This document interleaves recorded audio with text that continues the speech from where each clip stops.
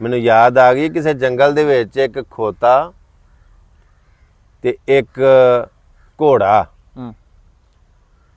ਤੇ ਦੋਵਾਂ ਦੀ ਆਪਸ ਵਿੱਚ ਬਹਿਸ ਲੱਗ ਗਈ। ਖੋਤਾ ਆਖਣ ਲੱਗਾ ਵੀ ਸਮਾਨ ਦਾ ਰੰਗ ਕਾਲਾ ਏ, ਠੀਕ ਹੈ। ਤੇ ਘੋੜਾ ਆਖਣ ਲੱਗਾ ਨਹੀਂ ਸਮਾਨ ਦਾ ਰੰਗ ਨੀਲਾ ਏ।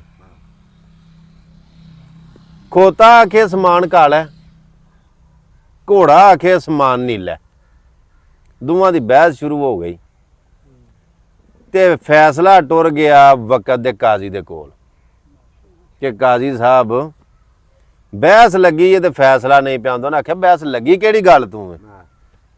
ਆਖਣ ਲੱਗੇ ਬਹਿਸ ਇਸ ਗੱਲ ਤੂੰ ਲੱਗੀ ਏ, ਖੋਤਾ ਆਂਦਾ ਪਿਆ ਵੀ ਸਮਾਨ ਦਾ ਰੰਗ ਕਾਲਾ ਤੇ ਘੋੜਾ ਆਂਦਾ ਪਿਆ ਵੀ ਸਮਾਨ ਦਾ ਰੰਗ ਨੀਲਾ।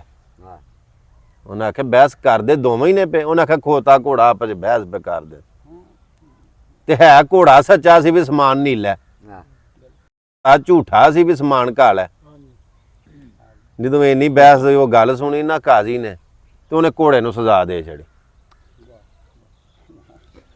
ਕਿ ਤੂੰ ਸਜ਼ਾ ਦਾ ਹੱਕਦਾਰ ਹੈ। ਤੇ ਉਹ ਘੋੜਾ ਆਖਣ ਲੱਗਾ, ਉਹਨੇ ਸਵਾਲ ਕੀਤਾ ਵੀ ਕਾਜ਼ੀ ਸਾਹਿਬ ਤੁਸੀਂ ਵੀ ਵੇਂਦੇ ਹੋ ਪਏ, ਮੈਂ ਵੀ ਵੇਖਣਾ ਪਿਆ, ਜਾਣ ਵੇਂਦਾ ਪਿਆ ਸਮਾਨ ਦਾ ਰੰਗ ਨੀਲਾ ਸੱਚਾ ਮੈਂ ਵਾ ਤੇ ਸਜ਼ਾ ਵੀ ਮੈਨੂੰ ਦੇ ਛੜੀ ਜੇ। ਉਹਨਾਂ ਆਖਿਆ ਸਜ਼ਾ ਤੈਨੂੰ ਇਸ ਗੱਲ ਤੂੰ ਨਹੀਂ ਦਿੱਤੀ ਕਿ ਤੂੰ ਗਲਤ ਬਿਆਨੀ ਕੀਤੀ, ਸਜ਼ਾ ਤੈਨੂੰ ਇਸ ਗੱਲ ਤੂੰ ਦਿੱਤੀ ਹੈ ਕਿ ਤੂੰ ਖੋਤੇ ਨਾਲ ਬਹਿਸ ਕਿਉਂ ਸ਼ੁਰੂ ਕੀਤੀ। ਤੂੰ ਬੱਤਾ ਕਿੱਥੇ ਲਾਇਆ?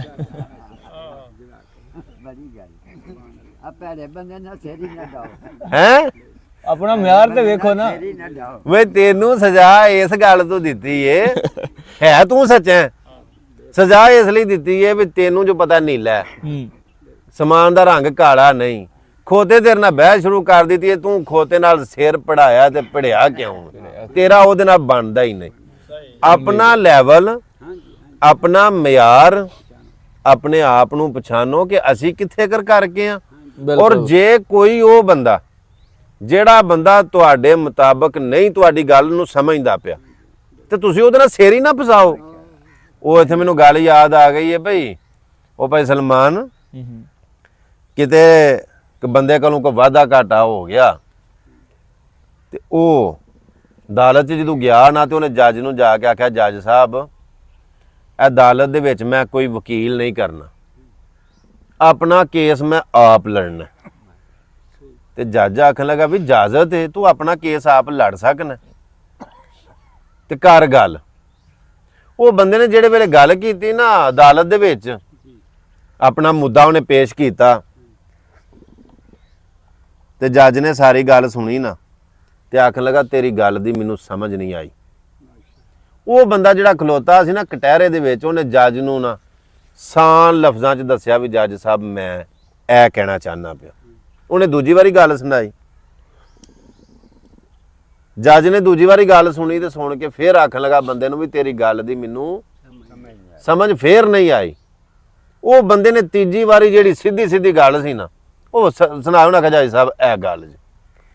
ਤੀਜੀ ਵਾਰੀ ਗੱਲ ਸੁਣ ਕੇ ਨਾ ਤੇ ਜੱਜ ਆਖਣ ਲੱਗਾ ਤੇਰੀ ਗੱਲ ਦੀ ਮੈਨੂੰ ਸਮਝ ਨਹੀਂ ਆਈ, ਕੋਈ ਵਕੀਲ ਕਰਕੇ ਆ। ਤੇ ਬੰਦਾ ਬੜਾ ਹੱਸਿਆ, ਆਖਣ ਲੱਗਾ ਜੱਜ ਸਾਹਿਬ ਸਮਝ ਤੁਹਾਨੂੰ ਨਹੀਂ ਪਈ ਆਉਂਦੀ ਤੇ ਵਕੀਲ ਮੈਂ ਕਰਕੇ ਆਵਾਂ।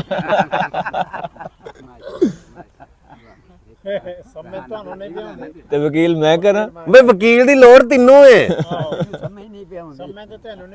ਸਮਝ ਤੈਨੂੰ ਨਹੀਂ ਪਿਆਉਂਦੀ, ਵਕੀਲ ਮੈਂ ਕਿਉਂ ਕਰਾਂ? ਵਕੀਲ ਕਰਨਾ ਤੇ ਤੂੰ ਕਰ।